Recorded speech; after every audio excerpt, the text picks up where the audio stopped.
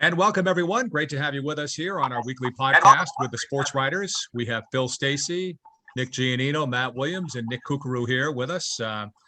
And it's always good talking sports with them. We're going to do a little feature here on the numbers. So some numbers that are taking place in North Shore sports here in this past week, where we are at. But first, before we begin with that, Phil, there's been sort of some breaking news during the day on Tuesday. Maybe you can share with us. It's all coming off of this past weekend's Danvers Beverly hockey game, boys hockey game, and with the culminating with the resignation of the Beverly head coach. Yeah, kind of a crazy 24 hours, to be honest. Beverly boys varsity hockey coach Greg Fonzie has officially resigned as of today, Tuesday, from his job. This isn't anything that anybody saw coming when Monday dawned, but as I'm sure most of the listeners have heard by now, or at least seen the video, there was an altercation after Monday's game with Danvers, 2-1 Danvers win in overtime. Danvers went out to shake hands at the end of the game, traditional post-game handshake. Supposedly now, in the day of COVID, Omicron, the MIA doesn't want teams to do that as much. Fonzie sent his team off the ice. Danvers felt as though, well, hey, you shook our hands when you beat us last week. You can't shake them now. And I see that point.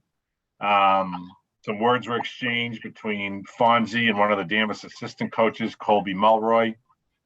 It looks on the video as if Fonzie sticks out his hand to shake it, kind of like at a distance, but not. I don't know that it was really intended to be a shake. I don't know. I can't speak for Greg. And he turns to walk away, and Mulroy kind of walks like towards him. Fonzie turns back around. They get close, and Fonzie pushes him away from him. And Mulroy fell to the ice. It's a terrible optic, bad look. No matter what I don't know what was said. Fonzie said that someone had spit on him. Again, I don't know that to be true or not. But I think if you're boiling it right down to brass tacks, he's the head of the program. He has to, keep his composure at all times. And bottom line is you just can't put your hands on anyone. So, it was a heated moment in a heated sport between two heated rivalries. Those aren't excuses. It's just, it's factual. And Greg crossed the line. I think he realized it after the fact, and he took the high, and I would say the correct road today in tendering his resignation. So the school, is in the process of trying to find somebody who's going to coach these boys. There's still half a season to play. They don't play again until Saturday, but they have practices. They have practice today, tomorrow. So what they will do there, I don't know. They could go a couple of different ways. There's still 4 other people on staff. They could choose to go with the assistant coach, Jim Sasso. You have Andy Scott, who's also, is he the JV baseball coach, Willie? Andy? One of them, yeah. He was on the staff, yeah. Yep. So Andy Scott could do it. You have a couple of former players, and Andrew Irving and Andrew Meza on the staff, younger guys. Or, they could look elsewhere. There are certainly people in Beverly who have coaching experience or who would love to coach. I think that job would be desirable for at least for half a season. So there are some options. My thought would be they might try to keep it in-house. I don't know that. My thought might be that they might try to keep it somebody on the staff so there's some continuity with the players and their coaching staff, but I don't know that. I think it's just an unfortunate incident that happened.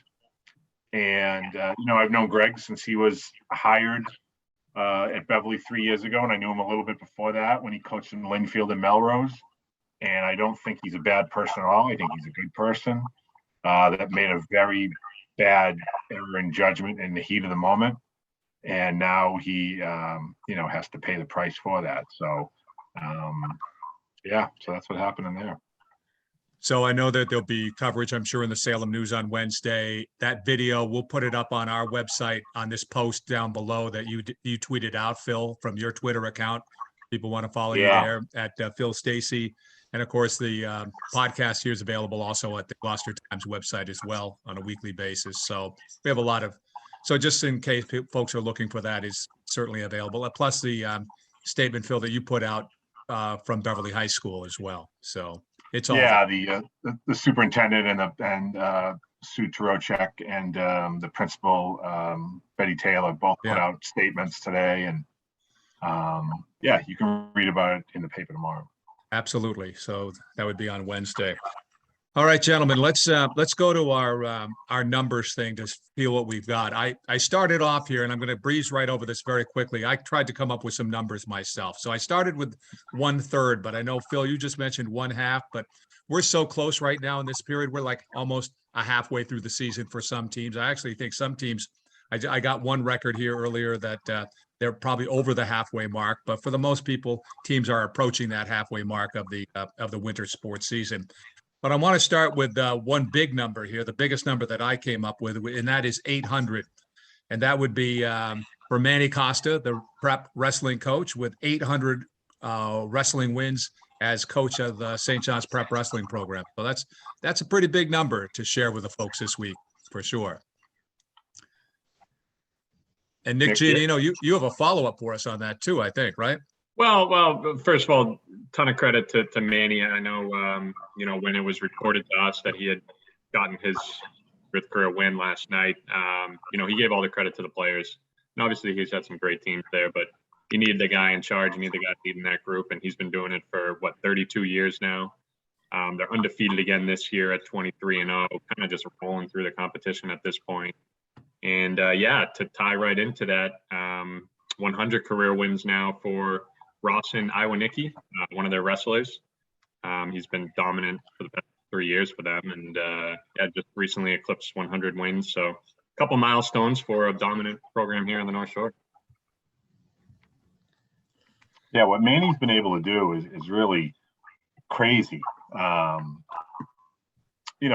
Just the way that he's built the program up, kept them at such a high level, and they seem to be enjoying more success than ever these last few years. Long-awaited state championship this past spring when they had wrestling. It looks like they're, certainly on their way to another potential title this winter. As Nick mentioned, they're undefeated. And 800 wins, I mean, that's crazy. And I know, in a lot of these, quad meets and all, you're going up against 3 and 4 other teams and you can pick up those wins quickly. It's not like you're a basketball coach with, 1 game, 1 win kind of thing. You can win, 6 games in a week or so. But you still have to have the wrestlers who do it. You still have to keep your program at a high level of excellence and success and sustainability. And, it's not like St. John's puts Sisters of the Poor on their schedule. They're going up against the top teams, not only in Massachusetts, but New Hampshire and Rhode Island and Connecticut and whatnot. I mean, they'll take on all comers. So and that doesn't even, the 800 wins doesn't even include all the tournament wins for those kids individually, at New England's and state, all that. Right. And they've had a lot of success at that level too. So if you include those, I mean, I was going to say about 25 a season, right? That's pretty good math there, Bill. There you go. See, yeah. I had my calculator handy, figuring it could be a visual tool for us to get into this bit. But, here it is coming to use here. So there you go. I thought that was maybe a free ad for Staples. I wasn't sure. That's right. It is a Staples calculator, I guess, here. Yeah. All right. Making it easy for you. Just making it easy for you guys. 25 wins a year is more games than any coach would, take part in, unless their team went to the state final every year. That'd be like 32 straight perfect seasons kind of thing, And the year's only halfway through, so he's that's gonna go up. I mean, in all honesty, I don't see. I could be wrong, but I don't hear anything as far as Manny looking to step down anytime soon. I mean, is 1,000 wins attainable for him? It certainly seems like it. I'll tell you what, I just. But I did do 32 times 15 wins. Let's say you're a basketball coach and you average 15 wins a season, comes out to 480, so, that's still impressive though. 480 is a big number too. You know what I mean? Yeah. So I don't know what that meant, but it meant something to me a minute ago. So I did that on my calculator. Right. No, you put that up against, say, like what Roger Day did when he coached Danvers baseball. There you go. And I think Roger was there, I want to say, 33 years, Willie, off the top of my head, 34 years? And he had a little Along bit those over, lines, yeah, give or take, yeah. and he had a little over 500 wins. So, yeah, that's right along those lines. Yeah, exactly. Yeah. Okay. All And right. just Anybody? to wrap up, Bill, I did happen to see that Rawson's, eclipsing the 100 career wins. So he's the 46th wrestler at St. John's Prep to do that. So that tells a lot about the program to have that many kids. And actually, we just had a 100-win wrestler at Marblehead Swampscott, too. Was it Stephen Hopkins, I want to say, or Cam O'Brien? Stephen Hopkins is in the past. Cam O'Brien's a quarterback. Maybe it's Connor O'Brien. Maybe Hopkins, I don't know. Cam plays for the hoop team. Yes, I am mixing up my numbers here. I think both Hopkins brothers did get 100 wins for Swampscott, but I think they've graduated. The kid there now, maybe it's Connor O'Brien? That might be right. I believe you are right. Yes. I'm just trying to go through my notes. Connor O'Brien. Yes, I apologize for that. Not Cam. Connor O'Brien of Swampscott on the Marblehead Swampscott wrestling team. Wrestles at, I think, 120 pounds. He got his 100th career win this past week. So congratulations to him. He's the fourth wrestler in Marblehead Swampscott history to achieve that mark. So congratulations to Connor on that. A lot of wins pound for pound for sure. Staying with the number 100 here, I can add Maggie Pierce, from the St. Mary's girls hockey team, picked up her 100th point this past week. So, nice. So we're on 100. So anyone else want to share a number with us here? Well, I can I'll go ahead. throw 250 at you. That was a career win for Mark Leonard over at Essex Tech. Of course, many of those came during his tenure at Peabody High School. He was there for 24 years, but third year on the bench for the Hawks this year for Mark, and he picked up that win the other day. Took him a little bit longer than I think they had hoped for, but when they shellacked Northeast the other day, it was an 8-0 win, and that gave him his 250th career coaching win. He's a Mass State Hockey Coaches Hall of Famer. He had a couple guys, Chris Ma, Riley Sobozinski, both scored their first career goals in that game. All three goalies got to play. They kind of spread out the playing time, 17 minutes apiece. So that worked out well. They had 6 different goal scorers. A lot of different guys get points. His own son is a freshman, Brady, on the team that plays quite a bit. Good player with 6 points this year, 3 goals, 3 assists. So it was a really nice day for Mark Leonard to get his 250th recently. Nick? Well, sticking on the 100, Bill, we almost had a high school boys basketball team hit 100 points last night. Monday night now when you guys are watching this, but they hung 97 on a pretty good Lowell team, which was really impressive. And that's 3 straight games now. 2 out of the last 3, they've gone over 90 points, with the other game being 88 points and a 50-point win over Danvers. So Beverly boys hoop is rolling right now. They found a style of play that works for them.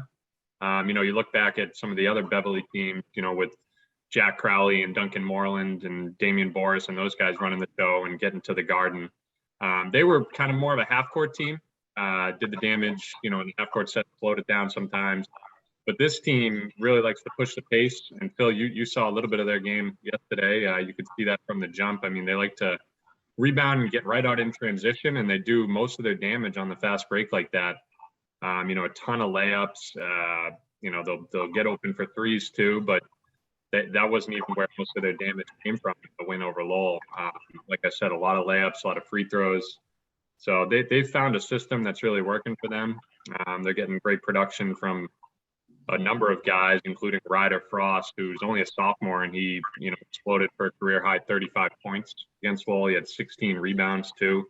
And again, most of his points came in the paint, whether it was little dump down passes and he was finishing off layup, drawing the foul, or he was just taking it himself to the rack. He did hit 3 threes.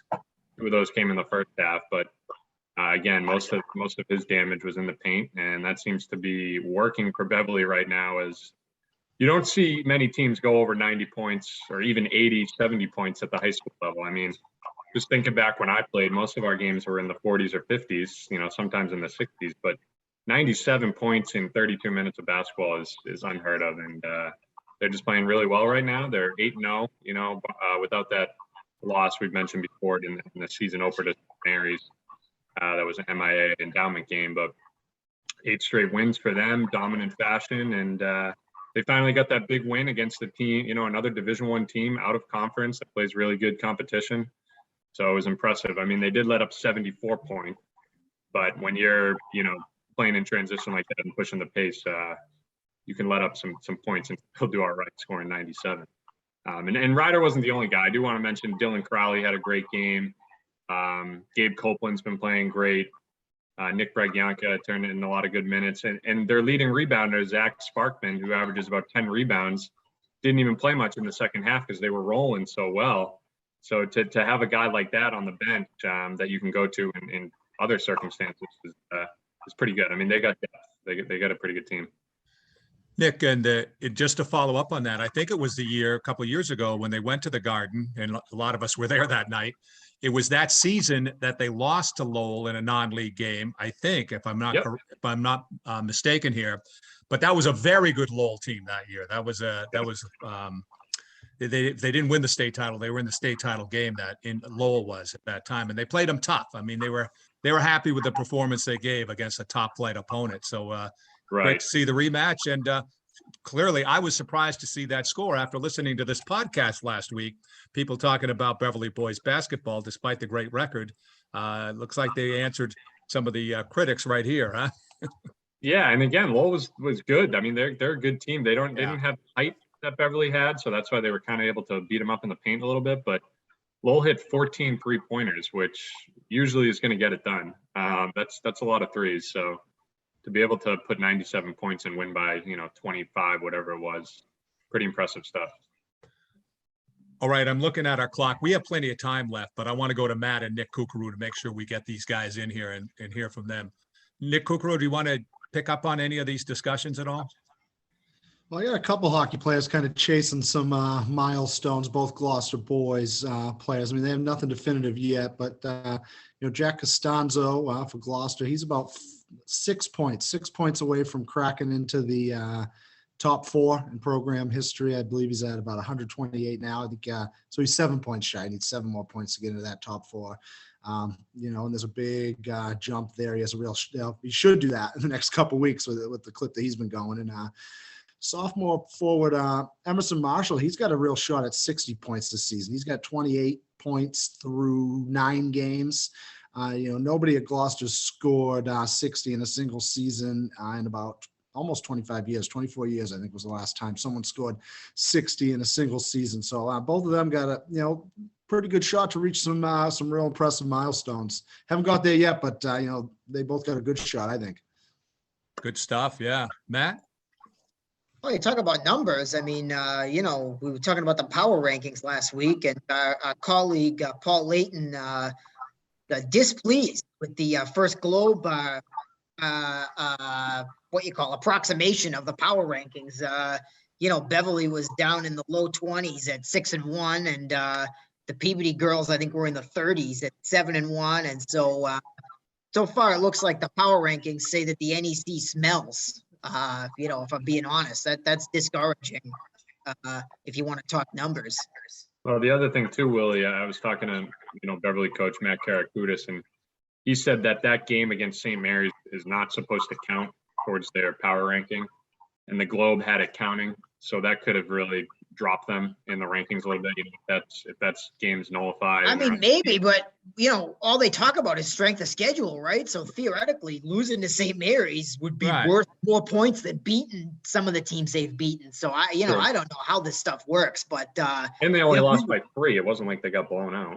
Yeah, I mean, we were wondering how this formula was going to look at the Northeast Conference because as a conference, basketball doesn't look so good, and so far it's, I mean, granted, I think when some of these teams play, some of the teams are going to play. I mean, you add in the Lowell game.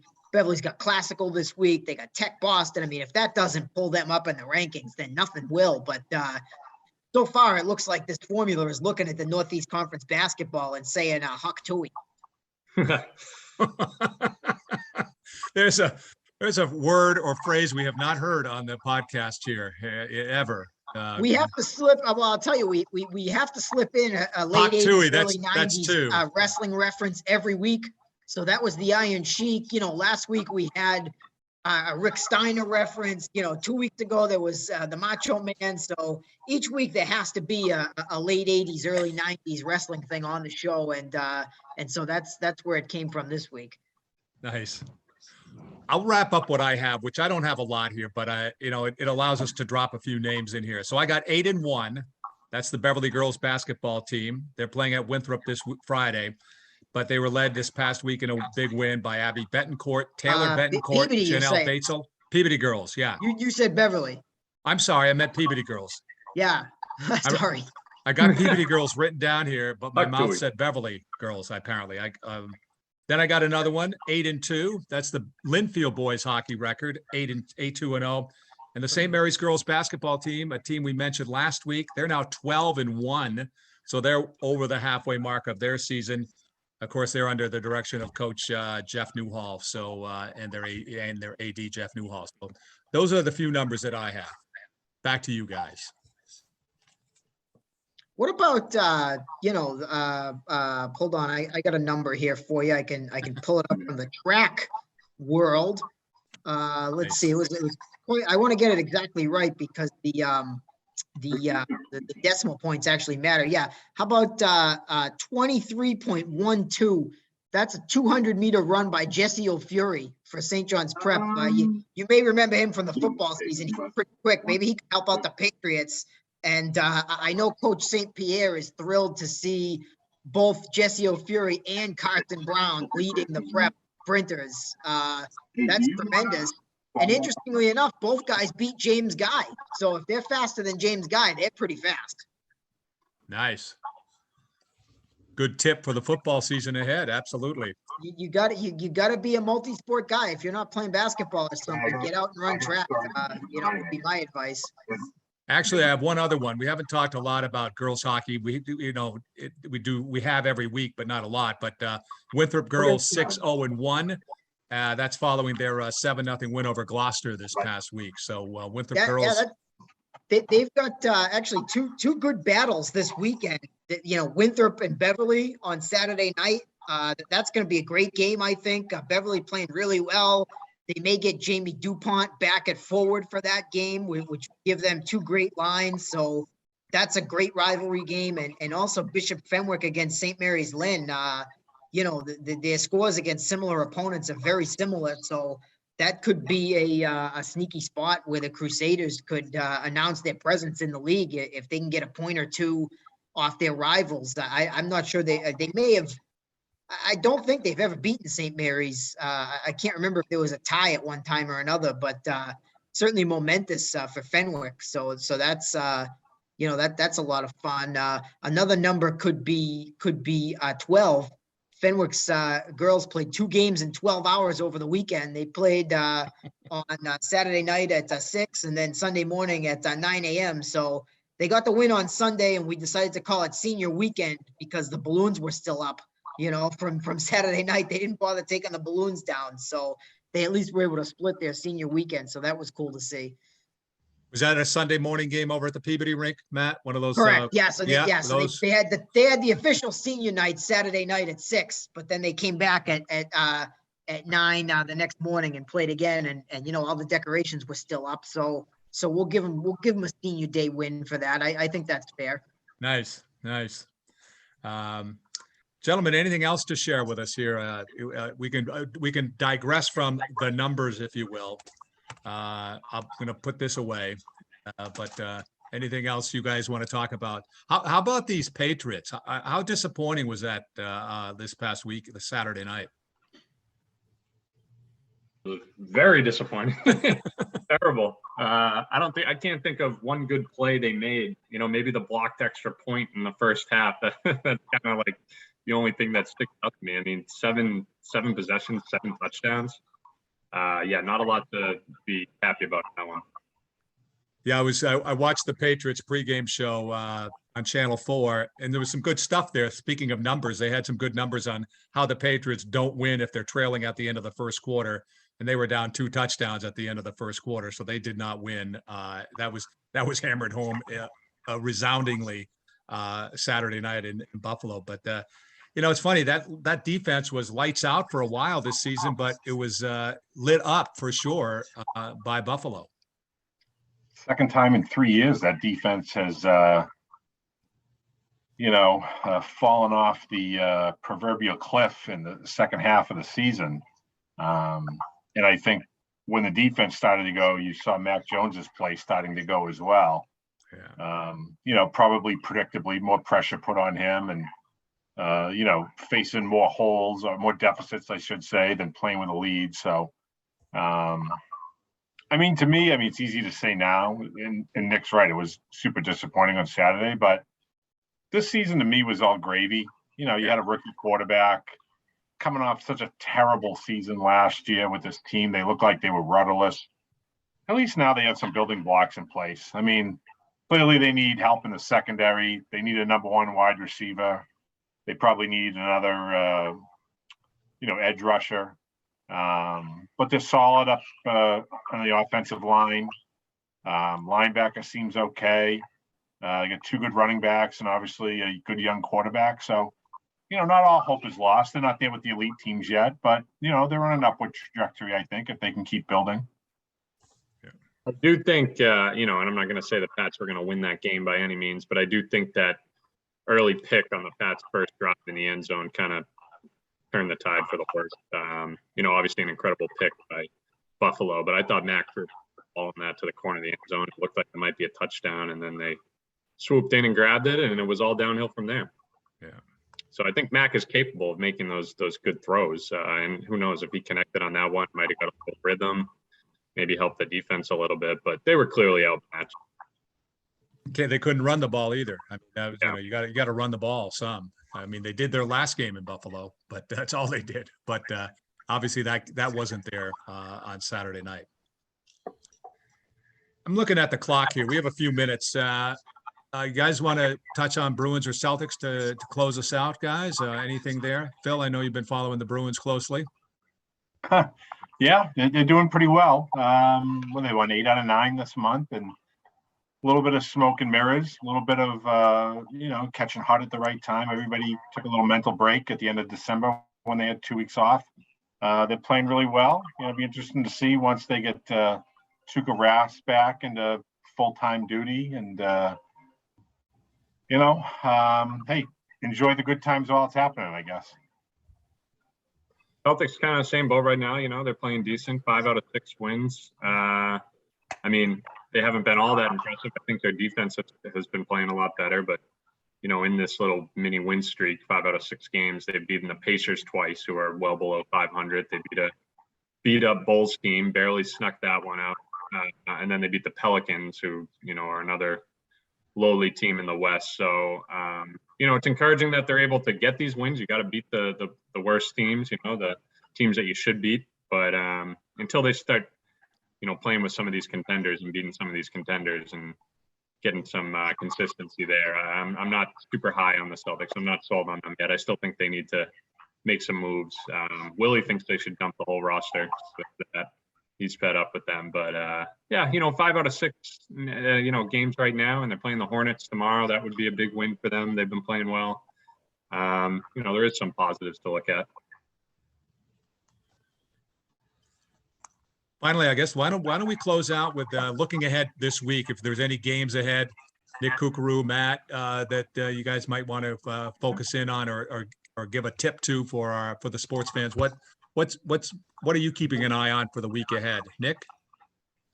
Manchester-Essex, Georgetown boys in Manchester on Friday. Manchester-Essex at 6-0 in the Cal, Georgetown 6-1. So that'll basically be a first place game. And, they allowed fans back in Manchester last week. So this should be a pretty big crowd there this week. Oh, they also announced, I should mention, they just announced fans are allowed back at Gloucester as well now. So No problem. at least on all three of my schools, that we got full fan capacity. Manchester just allowed theirs, Gloucester's allowing theirs now, and Rockport never really issued any restrictions. So it's, full bore from here on in. Let's hope it stays that way. That's Alrighty. great news. Love hearing that. Matt, are you watching any games ahead this week? Anything particular on the radar? We already touched on a few. We already highlighted a few earlier, but Yeah, I think those two girls' games Saturday night would be the big ones, and then obviously divisional weekend in the NFL. All four of those games look like they're going to be a lot of fun. So I'll be in front of the TV, when I'm not checking Twitter to see how the hockey games are going on high school level. Yeah, unfortunately, Brady got Hockley's son, Drew Sean Hockley. Home teams are 5-11 when he refs. Not a good sign. I know that's got to favor Tampa too. The fact that LA is on the short week and has to fly across the country. That's a nice break. Yeah. I cringe every time I see him reffing a game. I think he's awful. But I mean, that's if you're the Bucks, that's got to be like the one team you're worried about, right? I mean, we've seen Von Miller kind of end some Brady seasons before in the past, and you throw Donald next to him. That's a handful. I like the Rams in that game. I know I'm probably on the minority there, but I do like Los Angeles. I think they're the best team when they play at full capability. They're the best team out there, I think. Well, I think Can't they're make the it only back. team. I do think if anybody's going to beat the Bucks, it's going to be them. I think if the Bucks get through this one, they're going to win. I wonder about LA without Woods. I'm not sold on Odell Beckham. I think Woods. Cup is nice. He helped you win the fantasy championship and everything, but Woods, I think, is the guy that really makes things go. So without him, I don't know. And obviously when they made the Super Bowl, they had Gurley at the height of his powers, and Akers looks pretty good, but is he all the way back? I mean, if Akers gives them that Gurley stuff, then they might be going to the Super Bowl. Hey, Super Bowl MVP, Sony Michel. What do you think? Oh, jeez. We'd have to bring Lobel back to say, why can't we get guys like that? No love for the Packers. I mean, No. we've seen Rodgers choke plenty of times, and they've lost to San Francisco 2 or 3 times in the playoffs recently, right? I know a couple of years ago they lost to Garoppolo when he went to the Super Bowl, and Rodgers had some really bad games against San Francisco, but I don't think believe the in Packers him. will do well this year. If I was going to do NFC power rankings of who was most likely to go to the Super Bowl, I would have them 4th, which probably sounds crazy because they're the number 1 seed, but I just don't buy it. Yeah. mm-hmm. Hawk-Tui, Green Bay. All right, gentlemen, I guess we're good. We do have another few seconds. If anybody wants to add anything else here to close out this week, we made it through the very cold weather, and so we're moving on here in winter 2022. You mentioned games to watch this week. St. John's Prep basketball has both BC High and Catholic Memorial this week. 2 very good teams. So that's going to tell a lot about And Lowell on Sunday. And who? And Lowell on Sunday. And Lowell on Sunday, Oh, yeah. wow. So 3 really tough games for them in a row. Obviously, I think they only have the 1 win on the season. So it's now or never for the Eagles. Really good teams here. All right, sounds good, gentlemen. Great job, and we'll talk again soon. Have a great week. Thanks, Bill. Thanks, Bill. Yep, take care.